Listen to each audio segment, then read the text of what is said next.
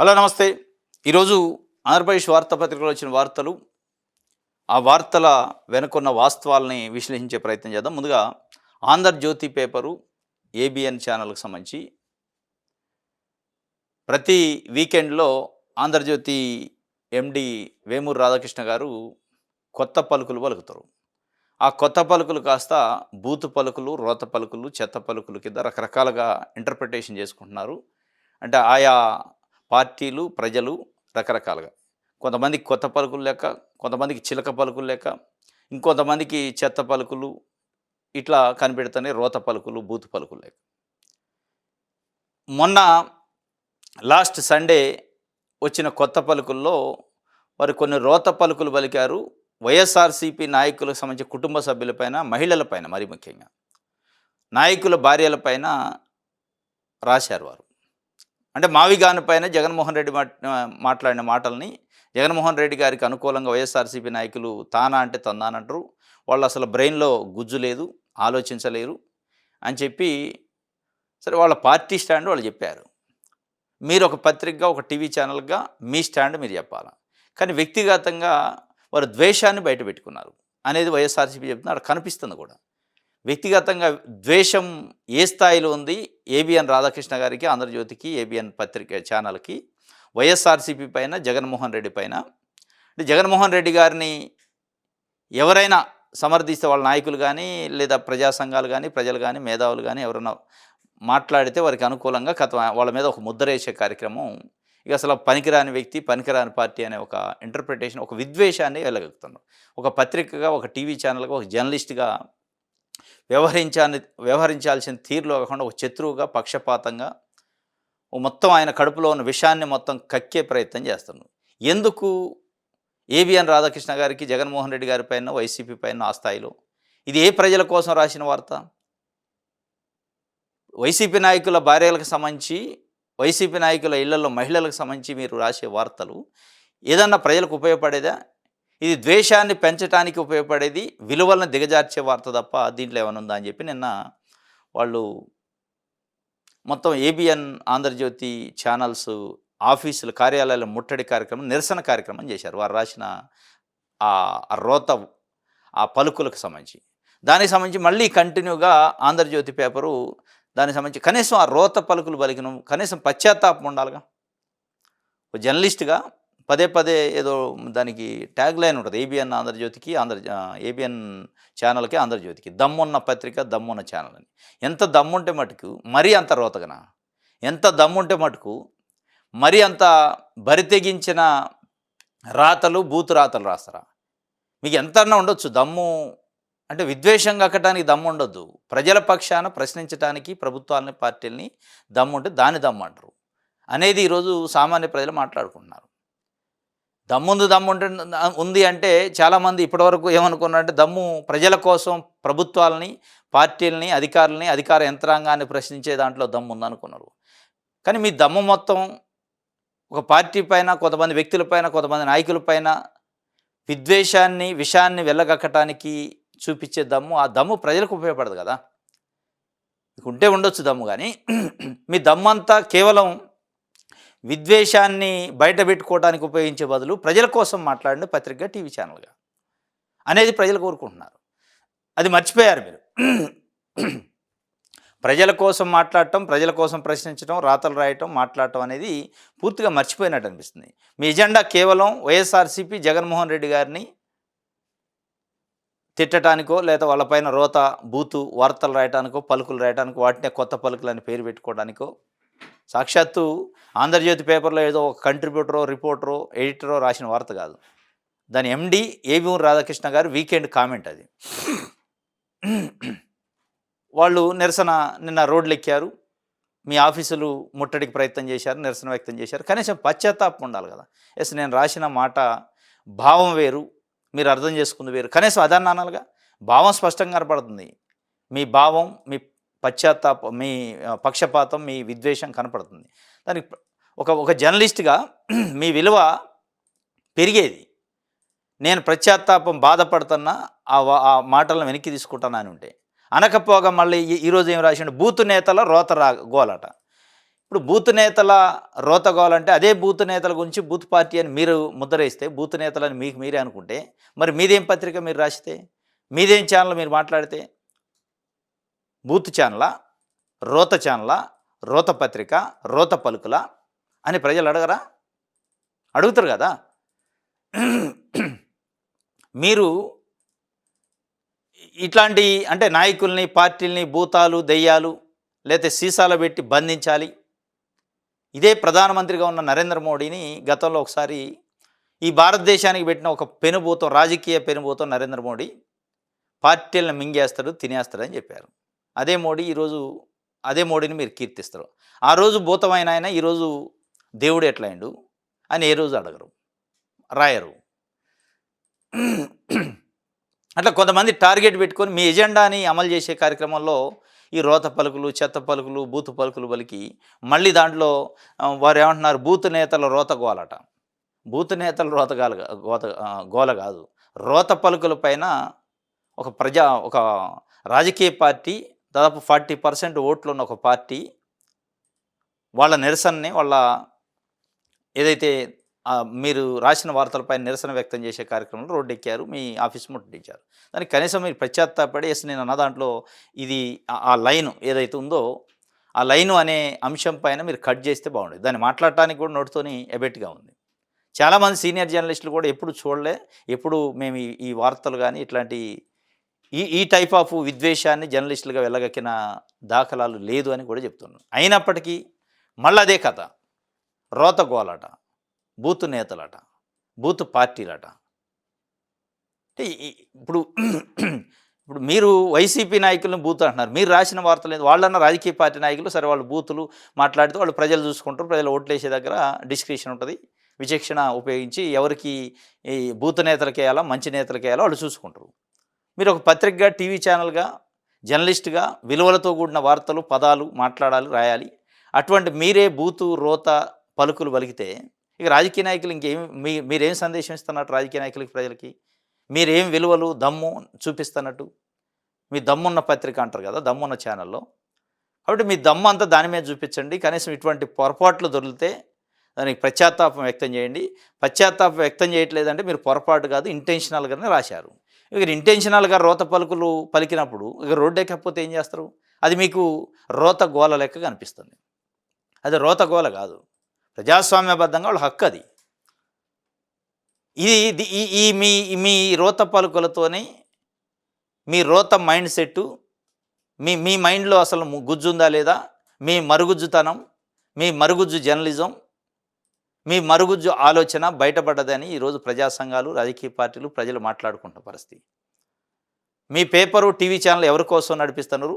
మీకు ఎంత దమ్ము ఉంటే మటుకి మరీ మీరు తెలుగుదేశం పార్టీను, చంద్రబాబు నాయుడు గారిను మోసే కార్యక్రమంలో దమ్ము ఉంటే ఉండొచ్చు, మోస్తే మోసుకోవచ్చు, మీ హక్కు అది. కానీ రాజకీయ పార్టీగా మీరు రాజకీయ పార్టీ కాదు, పత్రిక కాబట్టి మోస్తే మోస్తారు కానీ ప్రజలు చూసుకుంటారు అది. కానీ ఇంకో పార్టీ పైన విద్వేషం కక్కేటప్పుడు కనీసం ఆ దమ్మును కొంచెం తగ్గించుకోండి. మోసేటప్పుడు దమ్ము ఉండొచ్చు. చంద్రబాబు నాయుడు గారిని మోసే దాంట్లో మీకు ఎక్కడ శశభిషలు లేవు, ఎక్కడ మొహమాటాలు లేవు. ఎవరు ఏదనుకున్న పర్లే నేను మొయ్యాలి, నా భుజాలు కాయలు కాసే వరకు నాకు ఆయనకి ఒప్పందాలు ఉన్నాయి అంటే అది వేరే విషయం, మొయ్యండి. ఇక అదే అట్లా ఎవరు ఆపినా మీరు ఆగరు మోసే దాంట్లో. ప్రజల్ని గాలికి వదిలేసి 5 కోట్ల మంది ప్రజల పక్షాన్ని ప్రశ్నించడం పక్కన పెట్టేసి కేవలం ఒక పార్టీని, ఒక నాయకుడిని మోయటానికే మీరు పెట్టుకున్నారు ఏమో. ఇక దాంట్లో ప్రజలు కూడా ఆపేది లేదు. కానీ ఇంకొక పార్టీని ద్వేషించేటప్పుడు, ఇంకొక పార్టీ పైన రాసేటప్పుడు, ఇంకొక పార్టీ పైన మాట్లాడేటప్పుడు అయినా కనీసం ఆ దమ్మును కాస్త పక్కన పెట్టి విచక్షణతోని గుజ్జు కాస్త పెంచుకొని మెదడులో మాట్లాడితే ఇటువంటి రోడ్డెక్కే కార్యక్రమం ఉండదు, ఇటువంటి విమర్శలు ఎదుర్కొనే అవకాశం అవసరం రాదు. ఇప్పటికైనా దానికి పశ్చాత్తాప వ్యక్తం చేసి బయటకు వచ్చి దానికి అవసరమైతే ఎక్స్ప్లెనేషన్ ఎందుకు రాయాల్సి వచ్చిందో చెప్తే కొంతన్న విలువ దక్కింది. లేదంటే కేవలం మీరు మోయటానికి, విద్వేషాన్ని కక్కటానికే ఉంది మీ పత్రిక అని ప్రజలు అనుకోవాల్సిన పరిస్థితి ఇప్పటికే వచ్చింది. ఇది రోత గోల అని చెప్పి వారు అంటున్నారు. వైసీపీ హైదరాబాద్ ఏబిఎన్ ఆంధ్రజ్యోతి ప్రధాన కార్యాలయంపై దాడికి ప్రయత్నం, లోపలికి తీసుకెళ్లే ప్రయత్నం, అడ్డుకున్న పోలీసులను తోసేసి రచ్చ, తిరుపతిలో భూమాన, రోజా హల్చలు, రచ్చ ఆపొద్దు, నేడు ఆంధ్రజ్యోతి ఆఫీసుల ముందు ధర్నాలు చేయండి, నేతలకు తాడేపల్లి ప్యాలెస్ ఆదేశం. ఆయన రచ్చ ఆపుతుడో లేదు, వాళ్ళు రాజకీయ పార్టీ కాబట్టి రాజకీయ వ్యూహాలు ఉంటాయి. మీరు ఒక పత్రికగా, నిజంగానే పత్రిక మీది, నిజంగానే టీవీ ఛానల్, నిజంగానే మీరు జర్నలిస్ట్ అయితే దానికి ఫుల్ స్టాప్ పెట్టాల్సిన బాధ్యత మీ దగ్గర ఉంది. కనీసం క్షమాపణ కోరితే అది రాయటం తప్పు దొర్లింది అని ఒక మాట, క్షమాపణ కాకపోయినా తప్పు దొర్లింది, దాన్ని సరి చేసుకుంటా అంటే ఈ రచ్చ ఉండదు, ఈ గోల ఉండదు, ఈ రోత ఉండదు, ఇదంతా ఉండదు కదా. ఇదంతా ఏంది యాగి అట. ఒకవైపు మీరు వైఎస్ఆర్సీపీ నాయకులు, బూత్ నాయకులు, రోత నాయకులు మాట్లాడతారని చెప్తారు, మీరు అదే రాస్తుంటారు. వాళ్ళ నాయకులు, రాజకీయ పార్టీ నాయకులు ఒకళ్ళనొకళ్ళు తిట్టుకుంటున్నా ఉండరు. వాళ్ళే అసలు వ్యవస్థల్ని, రాజకీయ పార్టీల నాయకులు, అన్ని పార్టీల నాయకులు వ్యవస్థలో విలువల్ని దిగజార్చారు, రాజకీయాల్లో విలువలను దిగజార్చారు. అసలు మాటలు వ్యక్తిగతము, కుటుంబాలు, మహిళలు, కుటుంబంలో ఉన్న మహిళల దగ్గరికి దాకా రాజకీయ విమర్శలు వెళ్ళిపోయినాయి. ప్రజల గురించి మాట్లాడటం మర్చిపోయారు. ప్రజల కోణం, ప్రజాసేవ దాంట్లో మాట్లాడితే సరే ఎవరికి సిద్ధాంతాల పరంగానో, పాలసీల పరంగానో, ప్రభుత్వ పనితీరు పైన విమర్శించవచ్చు ఎంతైనా. ఆ విమర్శలు దాటిపోయి వ్యక్తిగతంగా ముఠా పంచాయతీలు రేంజ్లోకి రాజకీయ పార్టీలు పోయినాయి. అదే రేంజ్లోకి అంతకంటే దిగజారి ఆంధ్రజ్యోతి కొత్త పలుకుల్లో రాశారు. దాన్ని ఇప్పుడు మీరు సస్టైన్ చేయాలంటే, దాన్ని నిలబెట్టాలంటే, విలువలను కాపాడాలంటే ఏదన్నా కొంతన్నా మీరు పశ్చాత్తాప వ్యక్తం చేయాలి తప్ప యాగి చేయమన్నారు, రచ్చ ఆపొద్దన్నారు.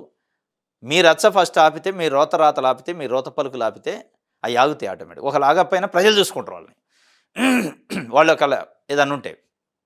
కానీ అసలు మీకు మీ ఎజెండా ఏందో చెప్పాలా.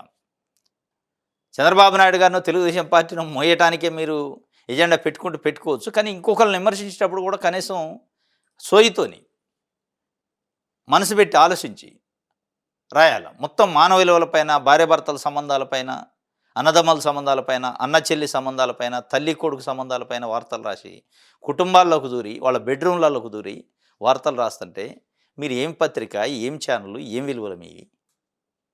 ఎట్లా అసలు సమర్థించుకుంటారు? మళ్ళీ మీకు దీంట్లో దమ్మున్న పత్రిక, దమ్మున్న ఛానల్ ఎక్కడిది? మీకు విలువలు ఎక్కడి? నైతికత ఎక్కడిది? అవన్నీ వదిలేశారు. నాకేది లేదనుకున్నా పర్లేదు, కానీ ఇంకొకరిని విమర్శించేటప్పుడు ఈ రచ్చ ఇది కాకుండా ప్రజల సమస్యలపైన మాట్లాడే ప్రయత్నం చేయండి.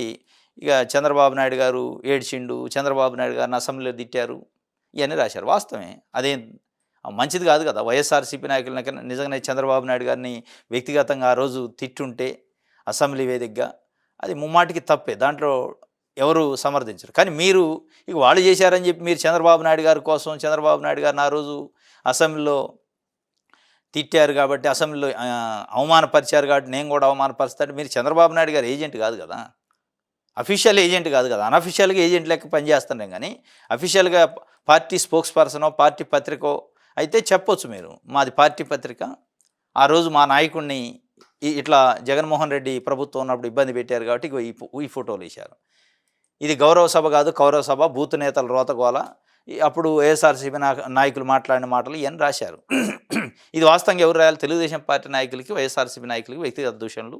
వారు ఆ రోజు మాట్లాడారు, చంద్రబాబు నాయుడు గారు కంటనీరు పెట్టుకున్నారు. దాన్ని అందరూ ఎవరు హర్షించలేదు, విమర్శించారు, దాన్ని ఖండించారు కూడా. చంద్రబాబు నాయుడు గారిని అట్లా అంటాం తప్పని ఇవన్నీ జరిగినాయి.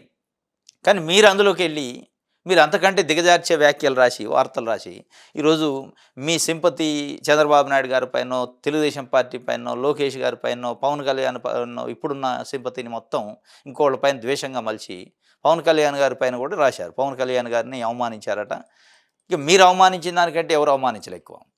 మీ పత్రిక, మీ టీవీ ఛానల్లో పవన్ కళ్యాణ్ గారు తెలుగుదేశం పార్టీతో పొత్తు పెట్టుకున్నంత వరకు మీరు ఆయన పైన 1000 కోట్ల రూపాయల మూటలు తీసుకుండని, పొత్తులు పెట్టుకుంటుండని, తెలుగుదేశం పార్టీకి అనుకూలంగా లేడని, రకరకాలుగా అమ్ముడు పోయిండని రాసింది మీరు కదా. ఈరోజు తెలుగుదేశం పార్టీతోని కలిసి ఉండు కాబట్టి మీరు ఆ సాఫ్ట్ కార్నర్ ఉండు. ఒక్కసారి మళ్ళీ తెలుగుదేశం పార్టీ నుంచి విడిపోతే పవన్ కళ్యాణ్ పైన విశ్వరూపం చూపిస్తారు, విద్వేషం వెలగక్కుతారు. మీ విద్వేషం వెలగక్కే దేనికి? కేవలం చంద్రబాబు నాయుడు గారిని ఫాలో కావాలి అందరూ. చంద్రబాబు నాయుడు గారు నంది అంటే నంది అనాలి, పంది అంటే పంది అనాలి. అననంతసేపు ఇక ఆ వ్యక్తులు మంచోళ్ళు కాదు, ఆ వ్యక్తులు ఇది కాదు. ఇట్లా వారు ఇవన్నీ రాశారు ఆంధ్రజ్యోతికి సంబంధించి. రైట్, సాక్షి పేపర్ చూద్దాం. రైట్, చంద్రబాబు సర్కారు మళ్ళీ అప్పు. 23 నెలల్లో చంద్రబాబు సర్కారు చేసిన అప్పు 3,52,055 కోట్లు. సగటున నెలకు 15,306 కోట్లు. సగటున రోజుకు 510 కోట్ల రూపాయల అప్పు. రాధాకృష్ణ కబడ్దార్ ఒళ్ళు దగ్గర పెట్టుకొని రాతలు రాయండి. మహిళలను కించపరిచిన రాధాకృష్ణ వ్యాఖ్యలపై నిరసన ఆగ్రహం. ఏబిఎన్ ఆంధ్రజ్యోతి చెత్త పలుకులపై వైఎస్ఆర్సీపీ శ్రేణుల కన్నెర్ర. హైదరాబాద్లోని ఏబిఎన్ కార్యాలయం ఎదుట శాంతియుత నిరసన. రాష్ట్రంలో పలు చోట్ల ఆంధ్రజ్యోతి పత్రికల ప్రతుల దహనం. పోలీసులకు ఫిర్యాదు. మహిళలపై రాధాకృష్ణ వ్యాఖ్యలు ఉద్దేశపూర్వకము. తీవ్రంగా ఖండించిన వైఎస్ఆర్సీపీ అధ్యక్షుడు వైఎస్ జగన్మోహన్ రెడ్డి అని చెప్పి దానికి సంబంధించి ఒక వార్తనిచ్చారు. ఈ అప్పులది ఒక వార్త రాశారు, చూద్దాం. 23 నెలల్లో 3,52,000 కోట్ల రూపాయలు ఆంధ్రప్రదేశ్ అప్పులు. ఈరోజు ఆంధ్రప్రదేశ్ అప్పుల ఆంధ్రగా అయింది. మరి అప్పుల ఆంధ్ర అయింది, సంపద సృష్టి ఎప్పుడు? చంద్రబాబు నాయుడు గారు ఎన్నికల ముందు చెప్పిండు, నేను వస్తే అధికారంలోకి సంపదను సృష్టించి ప్రజలకు పంచుతా అన్నారు. సరే పంచుతారా లేదా? ముందు సంపద ఏమైనా సృష్టించిండి అంటే అప్పులు సృష్టిస్తున్నారు. ప్రజలు, మేధావులు, రాజకీయ నాయకులు, ప్రజా సంఘాలు ఈరోజు అడుగుతున్నది ఏంటంటే ప్రభుత్వానికి, కూటమిని, ఈ రాష్ట్రాన్ని అప్పుల ఆంధ్రగా మారుస్తుండ్రా, సంపద సృష్టి ఎప్పుడు? ఈ అప్పులు ఏదైతే 3,52,000 కోట్లు కేవలం 23 నెలల్లో అయితే మరి మీరు సంపదను సృష్టించేది ఎప్పుడు? ఈ అప్పులు ఆగేది ఎప్పుడు అనేది ప్రజలు అడుగుతున్న ప్రధానమైన ప్రశ్న. దానికి చంద్రబాబు నాయుడు గారు, లోకేష్ గారు ఏం చెప్తారంటే 20 లక్షల ఉద్యోగాలు మేము యువతకి ఇప్పించబోతున్నాం 5 సంవత్సరాలు, దానికోసం కొన్ని లక్షల కోట్ల పెట్టుబడులు తెస్తున్నాం. ఆ పెట్టుబడులు ఒకవేళ తెస్తే రాష్ట్రానికి వస్తాయేమో, గూగుల్లో, రైడనో, ఇంకోటో, ఆర్సెల్ఆర్మెట్లో, అది వాళ్ళకి సంపద. ప్రైవేట్ కంపెనీ కాబట్టి ప్రైవేటు కంపెనీ ఎవరైతే పెట్టుకున్నారో వాళ్ళ సంపద, అది ప్రజల సంపద కాదుగా. ప్రజల సంపద పెంచాలంటే ప్రజలకు సంబంధించిన పబ్లిక్ రంగంలో పోర్టులు కట్టాలి, పబ్లిక్ రంగంలో ఈ ప్రాపర్టీని డెవలప్ చేయాలి, ఇన్ఫ్రాస్ట్రక్చర్ని డెవలప్ చేయాలి. అప్పుడు కదా అది ప్రజలకు ఉపయోగపడాలి. ప్రజలు దాంతో ఇప్పుడు కడప స్టీల్ ఫ్యాక్టరీ ఉంది, ప్రభుత్వ ఆధ్వర్యంలో నిర్మించారనుకో, అది ప్రజల ఆస్తి, సంపదను సృష్టించినట్టు. లేదా ఒక 2 పోర్టులు కట్టారనుకో, అది ప్రజల ఆస్తి, సంపదని సృష్టించినట్టు. అవి ఏది లేకుండా కేవలం ఆర్సెల్ఆర్మెట్లో, గూగుల్లో, రైడనో, ఇంకోటో ఆదాని డేటా సెంటర్ ఇవి వస్తే ఇదే సంపద సృష్టి అంటే మరి అంత సంపద నిజంగానే అది సృష్టి అయితే ఇక్కడ అప్పులు ఎందుకైనా 3,52,000 కోట్లు? ఒక రోజుకు సగటున 516 కోట్ల రూపాయలు అప్పు తీసుకుంటే తప్ప ప్రభుత్వం నడవని పరిస్థితి. ఒక రోజుకి, ఒక నెలకు 15,000 కోట్ల రూపాయలు అప్పు చేస్తే తప్ప ఆంధ్రప్రదేశ్ రాష్ట్రం నడవని పరిస్థితి. 23 నెలల్లో 3,52,000 కోట్ల అప్పు చేస్తే తప్ప ఆంధ్రప్రదేశ్ ప్రభుత్వం నడవదు. అంటే ఈ ఈ ఈ ఈ రేషియోలో వేస్తే 60 నెలల్లో ఎన్ని లక్షల కోట్ల అప్పులు అయితే ఈ అప్పు ఎవరు మోయాలి? ఎవరిపైన ఈ భారం? ఈ అప్పులు చూపిస్తూ అక్కడ అమరావతి అక్కడే ఉంది, పోలవరం అక్కడే ఉంది, అప్పులు అయితే పెరుగుతున్నాయి. వీరన్న మాటలు మూటలు కట్టి పెట్టారు తప్ప అక్కడ ఏం పనులు కావట్లేదు. పదే అమరావతికి చట్టబద్ధత వచ్చింది, అయిపోయింది, ఇక మొత్తం దూసుకుపోద్ది అంటున్నారు. చట్టబద్ధత కాదు రావాల్సింది. చట్టబద్ధత ఏముంటుంది దాంట్లో? అసలు రాజధానికి చట్టబద్ధతే ఉండదు. వాస్తవంగా ఒక మాట మాట్లాడాలంటే పార్లమెంట్కి రాజధానికి సంబంధం లేదు. అది ఎవరో చెప్పలే, మనం చెప్పట్లే. సాక్షాత్తు రాష్ట్ర హైకోర్టుకు, అత్యున్నత న్యాయస్థానానికి కేంద్ర ప్రభుత్వం అఫిడవిట్ ఇచ్చింది, మాకు ఆ రాజధానికి సంబంధమే లేదు, రాజధాని అనేది ఆ రాష్ట్రానికి సంబంధించిన వాళ్ళకి అనుకూలంగా వాళ్ళ అడ్మినిస్ట్రేటివ్ పర్పస్లో 1, 2, 3 అసలు పెట్టుకుంటారో వాళ్ళ ఇష్టం. అది న్యాచురల్గా కూడా భారత రాజ్యాంగంలో ఎక్కడ ఏది ఒక రాష్ట్రానికి రాజధాని పార్లమెంట్లో చట్టబద్ధగా కావాలని ఎక్కడ లేదు. ఆర్టికల్ 3 ప్రకారం ఒక రాష్ట్రం సరిహద్దులు మార్చాలన్నా, రాష్ట్రాన్ని చీల్చాలన్నా, లేదా 2 రాష్ట్రాలను కలపాలన్నా అటువంటి సందర్భంలో ఈ పార్లమెంటు చట్టం అవసరమైంది. ఆంధ్రప్రదేశ్ పునర్వ్యవస్థీకరణ చట్టం అనేది పెట్టారు 2014లో. దానికి జస్ట్ సవరణ చేశారు. హైదరాబాదు ఉమ్మడి రాజధాని ఉంది, దాన్ని తీసేసి అమరావతి పెట్టారు. అమరావతి పెట్టుకోవచ్చు, వైజాగ్ పెట్టుకోవచ్చు, నువ్వు ఏది పెడతానని పెట్టమంటాడు. లేదా అమరావతి, విజయవాడ, ఇంకో దగ్గర ఇంకో 2-3 ప్లేసులు, గుంటూరు లేదంటే కర్నూలు పెడితే వద్దని రాళ్ళు. దీన్ని తీసుకొచ్చి అయిపోయింది మేము సాధించను. ఇది ఎట్లా ఉందంటే ఒక ప్రత్యేక హోదా వచ్చినట్టు ఈ రాష్ట్రానికి, లేదంటే రాష్ట్రం ఏదో 1,00,000 కోట్ల రూపాయలు నిధులు వచ్చినట్టు, లేదా బయట రాష్ట్రంలో చెన్నైలోనో, అటు కర్ణాటకలోనో, ఇటు తెలంగాణలోనో కలిసిన ఒక 2-3 జిల్లాలను తీసుకొచ్చి ఇందులో కలిపినట్టు ఇది ఈ ఇంటర్ప్రిటేషన్ చేస్తున్నారు. మరి అప్పుల సంగతి ఏంది? మీరు చెప్పిన సంపద సృష్టి ఎప్పుడు? ఆ సంపదను ప్రజలు తినేది ఎప్పుడు? సరే ప్రజలకు పంచుతారో లేదు పక్కన పెట్టి సంపద సృష్టించాలి కదా. సంపదకు బదులు అప్పులు సృష్టిస్తున్నారు. ప్రజల ఆదాయము, రాష్ట్ర రాబడి పెంచడంలో చంద్రబాబు సర్కార్ ఘోర వైఫల్యం. మొత్తం రాష్ట్ర అప్పులు 9,84,259 కోట్లకు పెంచేసిన వైనం. రాష్ట్రంలో ఒక్కొక్కరికి 1,85,761 కోట్ల రూపాయల అప్పు. మంగళవారం 8.07% వడ్డీకి 4,400 కోట్ల బడ్జెట్ అప్పు. మొత్తంగా బడ్జెట్ అప్పు 1,93,963 కోట్లు. కార్పొరేషన్ల గ్యారెంటీలు 1,10,704 కోట్లు. రాజధాని అప్పులు 47,387 కోట్లు. రాజధాని అప్పులు 47,387 కోట్లు. సెల్ఫ్ సస్టైనబుల్ రాజధాని అంటున్నారు. భూమిని నగదుగా మార్చి రాజధానిని అభివృద్ధి చేస్తాం. ఏ కేంద్ర ప్రభుత్వం కానీ రాష్ట్ర ప్రభుత్వం కానీ ఎవ్వరూ ₹1 ఇవ్వాల్సిన అవసరం లేదని చెప్పారు. మరి 47,000 కోట్ల అప్పు దేనికి? ఈ 3,52,000 కోట్లు 23 నెలలు చేసిన దాంట్లో రాజధాని అప్పు కూడా ఉంది, పోలవరం అప్పు ఉంది, ఇంకా అనేక అప్పులు ఉన్నాయి. కాబట్టి ఈ అప్పులు చేసుకుంటూ పోతే సంపదని ఎప్పుడు సృష్టిస్తారు? మీరన్న సంపద సృష్టి ఎవరి? ప్రజలు, రాష్ట్ర సంపద, లేదంటే గూగుల్, ఆర్సెల్ఆర్, డేటా సెంటర్లు, అదాని, ప్రైవేట్ కంపెనీలు, ఊర్సా కంపెనీలు, లూలు కంపెనీల సంపద సృష్టి? మరి అదే అయితే చెప్పండి. ఇది కాదు మేము అన్న సంపద సృష్టి అది అని చెప్పి. ఇది ఒక వార్త. రైట్. చట్టబద్ధత ఘనకార్యం అన్నట్టుగా చంద్రబాబు ప్రచారం అని చెప్పి మాజీ మంత్రి వడ్డే శోభనాథేశ్వరరావు వారు విమర్శించారు. గతంలో రైతుల నుంచి సేకరించిన 34,000 ఎకరాలు ప్రభుత్వ భూమి 20,000 ఎకరాల్లో రైతుల లేఅవుట్లు అభివృద్ధి చేసి 3 ఏళ్లలో రోడ్లు, డ్రైనేజీలు వేస్తున్నాను. ఆ కథ ఏమైంది అసలు? 2014-19 మధ్యలో మీ ప్రభుత్వం ఉన్నప్పుడు ఒక 20,000 ఎకరాలు ప్రభుత్వ భూమి, 34,000 ఎకరాల రైతుల భూమిని సమీకరించినప్పుడు 3 సంవత్సరాల్లోనే మొత్తం డెవలప్ చేసి డెవలప్డ్ ప్లాట్లని మీకు పంపిణీ చేస్తాను. అది ఎడిపోయింది. అది ఎవరు ఆపారు?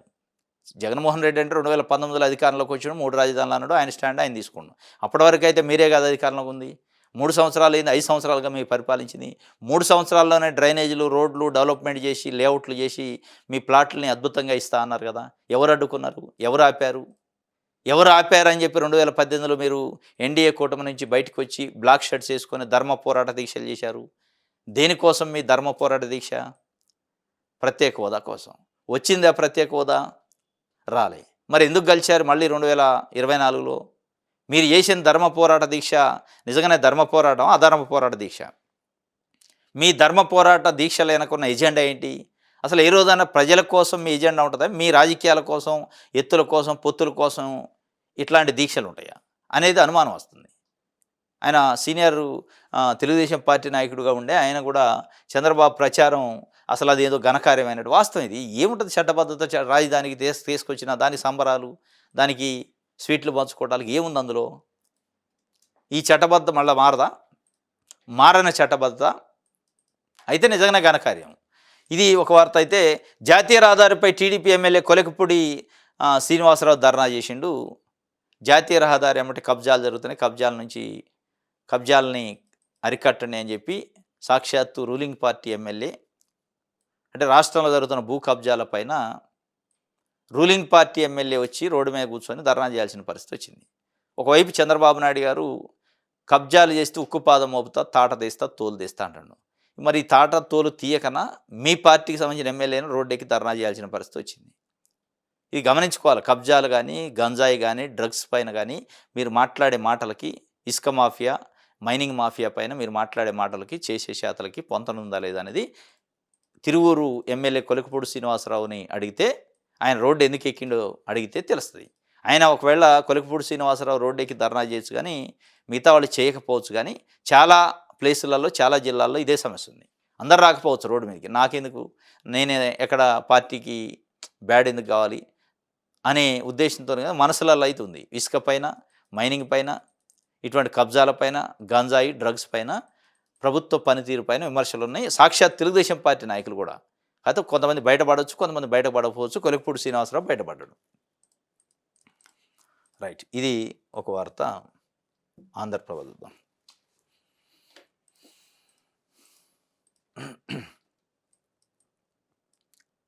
సీమ కేంద్రంగా సౌరబాలు, రాయలసీమకు పెద్ద ఎత్తున ప్రాజెక్టులకు అవకాశం, పెట్టుబడులను భారీగా ఆకర్షించాలి, ఎలక్ట్రానిక్స్ ఉత్పత్తుల తయారీపై ప్రత్యేక దృష్టి పెట్టాలని చెప్పి సీమ కేంద్రంగా సౌరబాలట. సౌర విద్యుత్తుకు సంబంధించి విద్యుత్ ఉత్పాదనలో పూర్తి సామర్థ్యాన్ని ఎక్కువ రాయలసీమలో పెట్టాలని చూస్తారట. ఇప్పటికే హార్టికల్చర్ హబ్ అంటున్నారు. మొత్తం రాయలసీమ రతనాలసీమ చేస్తా అంటున్నారు. రాయలసీమ సస్యశ్యామలం చేస్తా, రాయలసీమకి అసలు నీళ్లు లేని ప్రదేశం ఉండొద్దు అని చెప్పి చేస్తా అంటున్నారు. రాయలసీమని ఒక వాటర్తోని సస్యశ్యామలం చేస్తా అని ముఖ్యమంత్రి చంద్రబాబు నాయుడు గారు చెప్తున్నారు. ఇది చెప్పంది ఎప్పుడు? మనం వినంది ఇప్పుడు ఏది ఎందుకు కాలే 1995 ఆగస్టు నుంచి ముఖ్యమంత్రిగా చంద్రబాబు నాయుడు గారు 2004 వరకు ఉన్నారు. దాదాపు 9.5 సంవత్సరాల పాటు ఉమ్మడి రాష్ట్రానికి ముఖ్యమంత్రిగా అదే రాయలసీమ నుంచి వచ్చి ప్రాతినిధ్యం వహించారు రాష్ట్ర ముఖ్యమంత్రి. ఏది మరి రాయలసీమ రతనాలసీమ కాలే, రాయలసీమ సస్యశ్యామలం కాలే. మళ్ళీ ఎన్నికలలో మీరు హామీలు ఇవ్వాల్సిన పరిస్థితి రాయలసీమ కోసం ఆ వెలుగొండ ప్రాజెక్టు అని, ఈ ప్రాజెక్టు అందరినివా అని మాటలు చెప్పాల్సిన పరిస్థితి రాజకీయ పార్టీలకు ఎందుకు వస్తుంది? మళ్ళీ 2014 నుంచి 2019 వరకు మీరే ముఖ్యమంత్రి ఉన్నారు. విభజిత ఆంధ్రప్రదేశ్కి కూడా మరి అప్పుడు కూడా చేయలే. మళ్ళీ ఇప్పుడు 23 నెలలు అధికారంలోకి వచ్చి ఇప్పుడు మళ్ళీ హార్టికల్చర్ హబ్బు, సౌరభామాలు లేతే మొత్తం సస్యశ్యామలం చేస్తారు నీటితోని, నదుల అనుసంధానం చేసి రాయలసీమని రతనాలసీమ చేస్తా అంటున్నారు. మరి ఇప్పుడు మీరు ముఖ్యమంత్రిగా దాదాపు 15 సంవత్సరాలు పూర్తి చేసుకొని ఇప్పుడు 17వ సంవత్సరం కూడా పూర్తి వస్తుంది. ఏది మీరు ఈ రత్నాలసీమ ఇప్పుడు సస్యశ్యామలం ఇప్పుడు మాటలలో ఉంది తప్ప చేతల్లో లేదు కదా. ఇది రాయలసీమ ప్రజలకు అర్థం కావట్లేదు. వాళ్ళకి వీళ్ళు మాటలు చెప్పినాడు, అరే మరి మన దగ్గర నుంచి రాయలసీమ నుంచి రాజశేఖర రెడ్డి గారు, రాయలసీమ నుంచి జగన్మోహన్ రెడ్డి గారు, రాయలసీమ నుంచి చంద్రబాబు నాయుడు గారు అయితే అత్యధిక కాలం రాయలసీమ నుంచి ముఖ్యమంత్రి చేసిండు. అంతకుముందు కోట్ల విజయభాస్కర్ రెడ్డి గారు, వీళ్ళంతా రాయలసీమ నుంచే కదా. మరి ఎందుకు రతనాలసీమ కాలే? ఎప్పుడు మళ్ళీ రాయలసీమని ఎన్నికలలో ఎజెండా పెట్టి రాయలసీమ కోసం ఏదో ఒక స్కీమ్ పెట్టినట్టు మేనిఫెస్టోలో పెట్టాల్సిన పరిస్థితులు ఎందుకు వస్తున్నాయి? రాయలసీమ ఒక కరువు పీడిత ప్రాంతంగా ఎందుకు మారింది? ఎందుకు నీళ్లు లేవు? ఈ నదుల అనుసంధానం అని ఇప్పుడు మళ్ళీ కొత్తదేంటి? ఎప్పుడైతే నిజంగానే రాయలసీమ రతనాలసీమ ఇది మాటలకే పరిమితం చేతలకు ఉందంటే మాటల కోటలు దాతనే కానీ చేతలు గడప దాటిన పరిస్థితి రాజకీయ నాయకుల్ని. రైట్, ఇది ఆంధ్రప్రభకు సంబంధించి. రైట్, ఇది ఈరోజు న్యూస్ అనాలిసిస్. రేపు తాజా వార్తలతో తిరిగి కలుసుకుందాం. Thank you.